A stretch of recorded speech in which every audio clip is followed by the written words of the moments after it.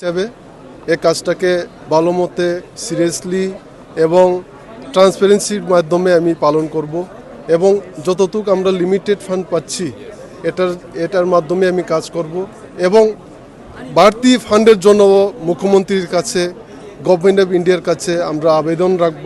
আমাদের বুবাগরা আছে, ওনার সাথে সবাই মিলে আমাদের এমএলএ মিনিস্টার সবাই মিলে আমরা যাব এবং ফান্ডের জন্য রিকোয়েস্ট করব।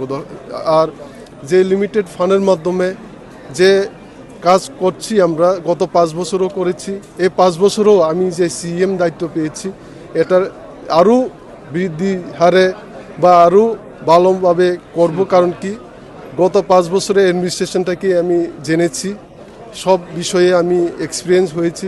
এই এক্সপিরিয়েন্সকে কাজে লাগিয়ে এবার সিএম পদ যেহেতু পেয়েছি আমি দায়িত্ব পালন যে ভালো মতে করবো এবং সব জনগণের জন্য কাজ করব। তিপ্রাসা অঞ্চলের জন্য কাজ করব, অঞ্চলে আরও উন্নতি ডেভেলপমেন্ট করার জন্যই কাজ করব এই লিমিটেড ফান্ডের মাধ্যমে।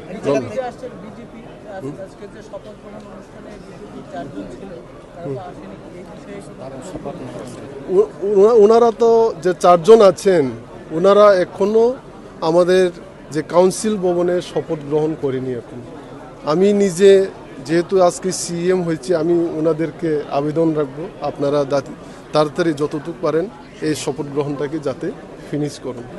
রাজনৈতিক দল হিসাবে কি তাদেরকে নিমন্ত্রণ করা হয়েছিল? হ্যাঁ, আমরা সব রাজনৈতিক দলকে করেছি এবং আমাদের অ্যাডমিনিস্ট্রেশন দেখছে এটা, আমাদের আইসিএ ডিপার্টমেন্ট এবং সবাই আমরা কমিউনিটি হেড যে আমাদের সব তিপ্রামথার দলীয় স্তরের যে নেতৃত্বদেরকে ইনভাইটেশন দিয়েছি এবং অন্যান্য রাজনৈতিক দলকেও আমরা নিমন্ত্রণ করেছি।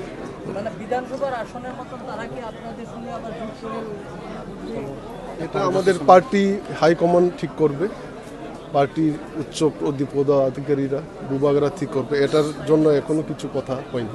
গতকালকে আপনি বলেছেন পানীয় জল, রাস্তা, বিদ্যুৎ এইসব নিয়ে শিক্ষা, বিদ্যুৎ তো নয়, বিদ্যুৎ তো আমাদের ডিপার্টমেন্ট নেই। শিক্ষা এইসব নিয়ে আপনি কাজ করবেন।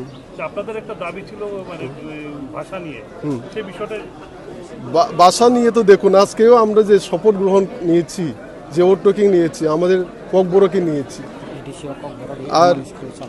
আর এডিসিতেও আমরা ককবর গভর্নমেন্ট স্ক্রিপ্ট আস্তে আস্তে চালু করছি, সব মিডিয়ামে চালু করছি। কোথা থেকে কোথায় এসেছেন যে অনুভূতি